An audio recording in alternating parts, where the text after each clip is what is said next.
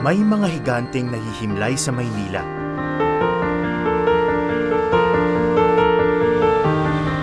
Sa gilid ng mga sidewalk. Dinadaan-daanan lang.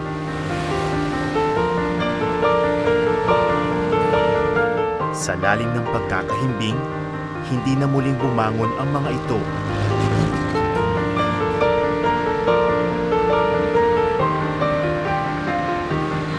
At ngayoy, malalaking tipak ng bakal at semento na lamang.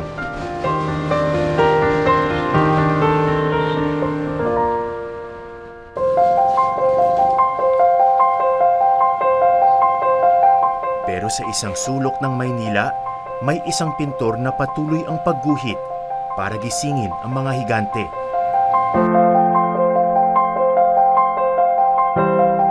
Sa bawat hagod ng kanyang lapis at pasada ng pintura,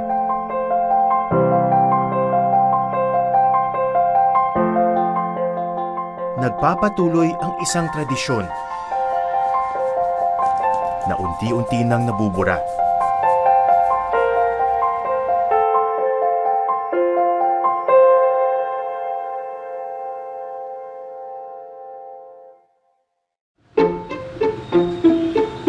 Ito ang espasyo ni William sa Santa Cruz, Maynila. Halos kasya lamang ang kanyang bangko, ilang lata ng pintura, paleta, at mga brush. Sa isang panig ng pasilyo, nakasandalang mahabang tarpaulin na pininturahan ng puti. Para ito sa isang movie poster o yung tinatawag na marquee na gagawin ng pintor.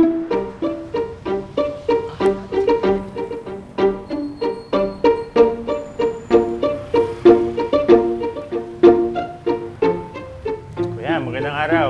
Ay, magandang araw po. Atong po.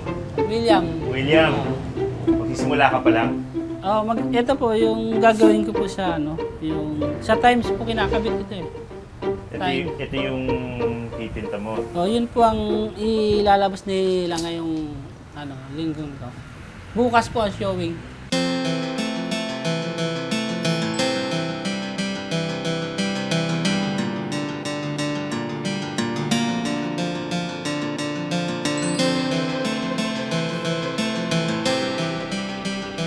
Mula dito sa poster, lilipat mo yung mga guhit dito, tapos yun yung gagayahin mo.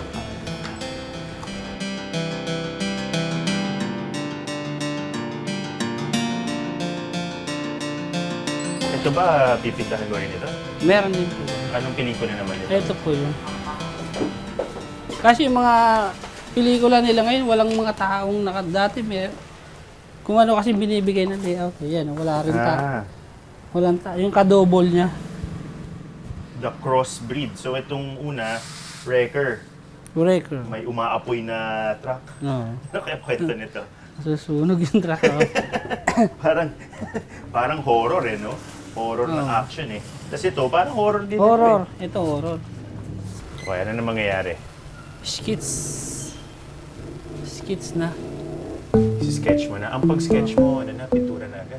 Wala na.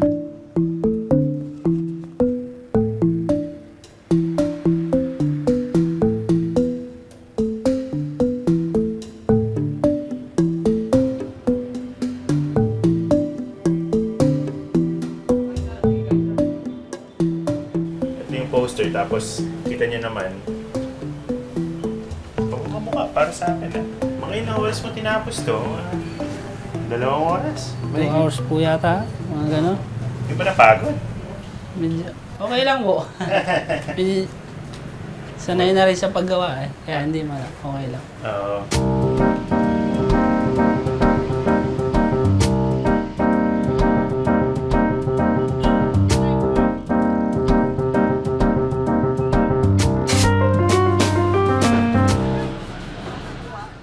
Binabalot ng katahimikan ang pagawaan ni William. Dati, tabi-tabi raw sila ng ibang mga pintor habang gumagawa ng naglalakihang mga marquee. Pero ngayon, Ako na lang po yung natitira.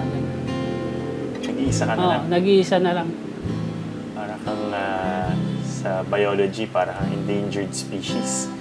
Mag-isa ka na lang na gumagawa. Oo. Anong pakiramdam mo sa ganun? Medyo nalulungkot din po kasi nawala yung ganitong trabaho na hand paint. Mga ano na ngayon eh. Digital na kasi ngayon. Tarpaulin na, karamihan tarpaulin. Yun po ang pumalit sa hand paint. Eh, hindi ko naman akalain na lalabas yung mga bagong technology na yung machine. Isang gano na lang, machine, sandali lang, di ba? Yung piniprint yung mga billboard. Dating katiwala ang tatay ni William sa paggawaan ng mga hand-painted poster. Kasama ang ibang pintor at kanilang mga pamilya, stay-in sila sa mas malaking espasyo ng kanilang lumang workshop.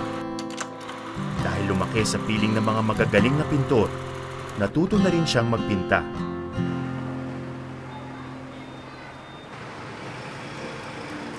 Disyocho siya nung unang sumabak sa paggawa ng marquee.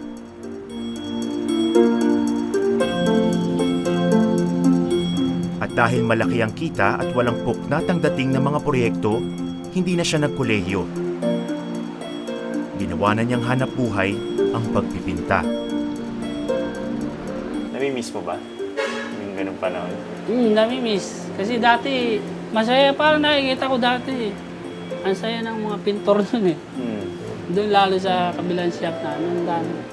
Biruan, mga gano'n. Tsaka nakikita mo yung mga ginagawa.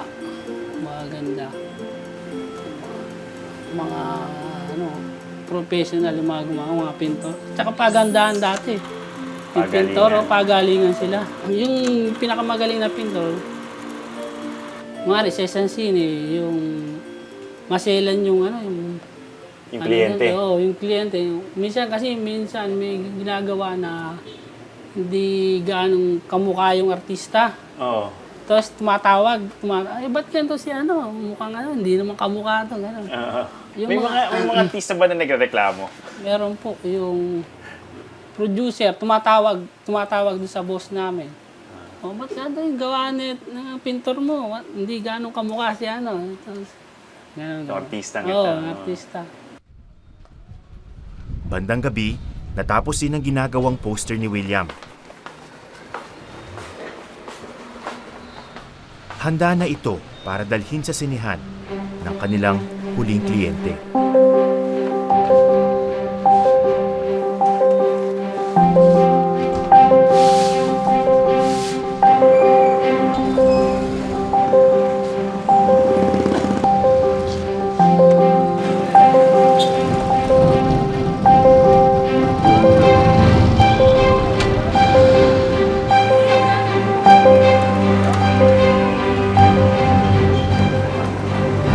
Bakit kaya yung times hanggang ngayon, ito pa rin ang hinihingi?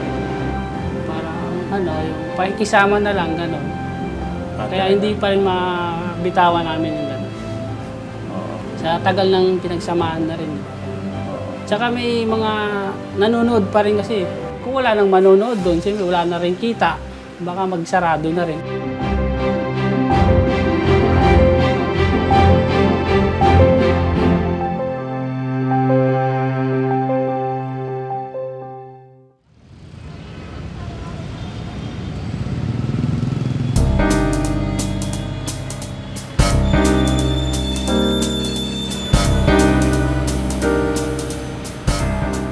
Sa paligid ng Maynila, makikita pa rin ang mga lumang sinihan na pawang nagsara na. Buhay na buhay ang mga kayang ito dati. At laging mahaba ang pila para manood ng paboritong mga palabas. Pero dahil na rin daw sa mga pagbabago sa lungsod at industriya ng pelikula, unti-unting nagsara ang mga ito. 1970s, nag-aano yung Scala at saka yung Pearl. Sinamahan akong mag-ikot ni Benji Sagmit. Pero isa lang ang may-ari niyan, tsaka yung forum doon. Siya ang may-ari ng dating pinakamalaking gawaan ng mga hand-painted movie poster sa buong Pilipinas. Ito po yung mga sinihan na wala sa loob ng mall. Wala. So, bali, stand-alone cinema. Dati wala naman mga malls eh, di ba? Oo. Ngayon, ito lang ngayon talagang mga cinema. Nakikita ko pa nga itong design ng mga Design. pader, eh, no? Pati yung signboard nila Scala eh. Andun pa rin, di Andun pa rin. tinanggal. Ano na nangyari sa mga ganitong klaseng sinihan? Wala, nagsarado na eh. Sarado sila. Kaya pinapaupahan na lang nila. Oo, tinan natin. Ito po yung dating nakapadlock na ngayon. Gate. Dating gate yan. Sayang Yun nga. Pero ang titibay niyan, yung mga pader, talagang matibay na matibay eh. Bakit po nagsimulang bumaba yung business ng ganitong klaseng mga sinihan sa pagkakaalam niyo? Pagkakaalam ko, kasi dumami na yung mga nagpapatayo ng mall, SN. Siyempre, ay mga tao parang gusto na rin doon kasi bago eh. 'Di ba? Lalo na kung yung mga may kaya, may parking dito, wala kasi parking. Kunyari manonood kayo, manonood kayo ng pamilya mo, saan ka pa park diyan? Makikipag-agawan ka pa. Ang ano pa ron, talo mo ron, baka nanakawan ka pa. Tapos sa mall may mga kainan. May kainan, Pasyalan. pasyalan, ikot-ikot. Yan. Pero nung wala yun, dito talaga pinagtsatsagaan ng tao. Kasi dikit-dikit yan eh. Scala, Pearl, Forum, Galaxy, Dynasty, Capri. Dikit-dikit sila. Ang dating tampulan ng aliwan at buhay lungsod. Sira-sira at abandonado na.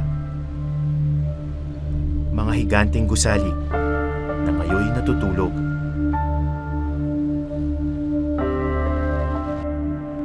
So ito, saan po tayo papunta ngayon? Sa Pearl Theater,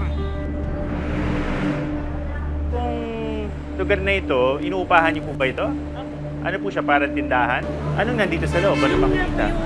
Bali yun nga po yung sinihan dati, ginawa na po kwarto-kwarto. Wala, Inupahan na rin po ng ibang tenant. wala na bang palatandaan ng dating sinihan? Wala. Pero meron pa rin po. Pwede ba makita? Teka. nabili na raw na yung stick. Ang loob ng isang lumang sinihan sa Maynila naging paupahan na. Halos wala ng palatandaan ng dakila nitong nakaraan. Bali, ito yung dating upuan. Mga upuan ito dati. Yes po, ito po yung dating upuan. Binigyan na siya ng parang mga plywood para Yes po. pagkati-hatian. Opo. Okay. Parang nakikita ko na nga yung teatro. Ito parang balkonahe ito. Ito na po yung balkonahe. Hindi naman po naalis kasi bato nga. Oo. Po ito, champurado?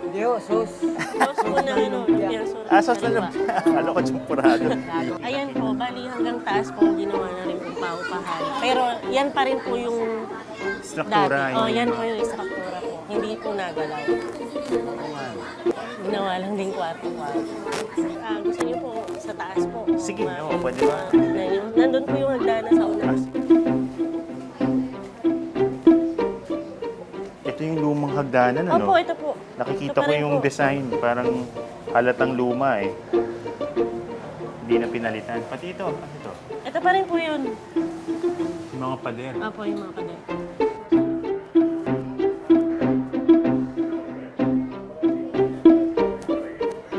Ito ah.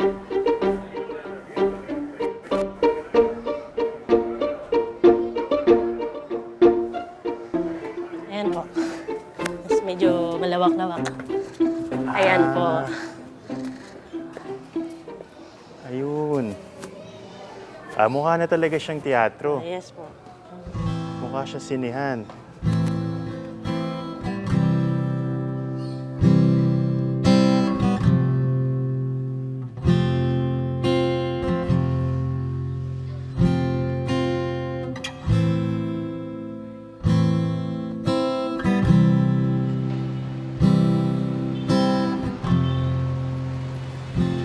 Ito yung Galaxy, yun naman ang Dynasty. Kaya dikit-dikit dito. Kaya, Tabi-tabi talaga. oo. Inaabangan yung unang araw ng labas ng Oo, pelikula, tsaka no? ang pelikula noon, standing, punong-puno na, may nakatayo pa. Pwede pa noon yun. May kwento pa dati kapag pelikula raw ni FPJ, parang Pagka namatay siya, babarilin yung screen. Totoo ba yun? Totoo yan. Oh, Sa Mindanao. Pagka namatay, Galit na galit, galit ano? na galit sila. Tsaka yung rivalry ng mga artista, Talaga, hindi rin, ano? oo, tindi nun. Yan sila, Vilma Santos, Nora Honor, Snooki, Maricel. Eh, May kanya-kanya pa silang mga titulo eh. Di oo. ba? Binibinyagan sila ng kanya-kanyang titulo. Pati ba yung mga fans doon pag nagkakasalubong dito sa Away. away? Talaga? Anong naisip nyo ngayon, Sir Benji, pag nadadaan kayo sa ganitong mga lugar? Siyempre kahit na pa paano, nalulungkot ako. Dati kong pinapasyalan weekly eh. Oo. Tapos nawala yun, parang hinahanap-hanap mo. Oo. Yan. Pero ganun talaga. Talagang gano'n, Mga nagbabago. pagbabago. Ito po ang Times. Time setter. So kung dati po, ilan ang mga sinihan na kliyente ninyo? 86. Ngayon, Yan na lang, natitira. ito na lang natitira. Oo. Kumukuha pa sila ng mga marquee sa inyo. Oo, kasi yan na lang ang ano nila eh, na pinapagawa ng ganyan para mas mura. Mas mura ba yan kaysa sa tarpaulin na Oo, piniprint? mas mura.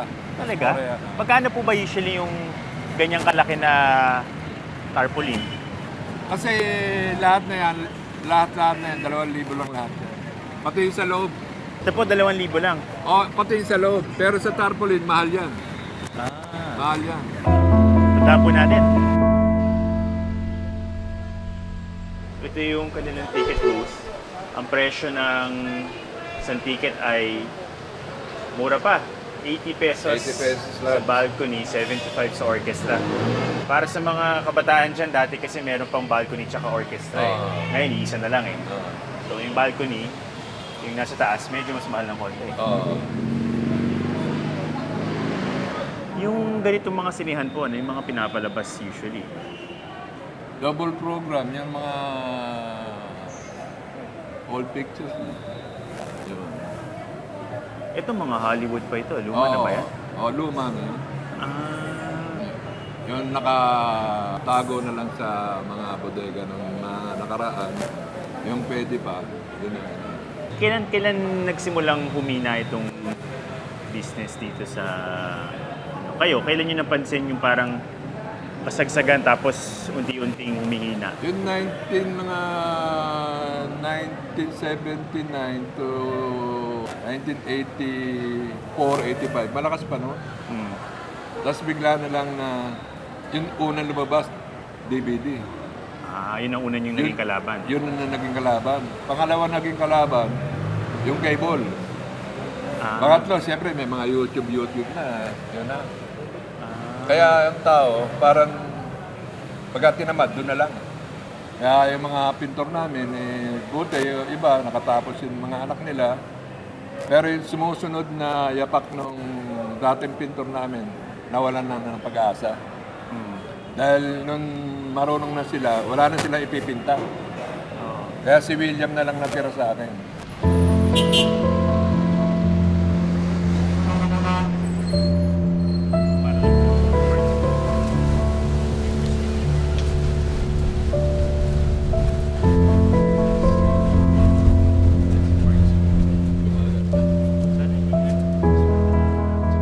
Pagka nag-iisa ako, nalulungkot ako ron sa mga tao na dati namin, kung ano na nangyari. Sino po yung legend dyan? Si Generoso.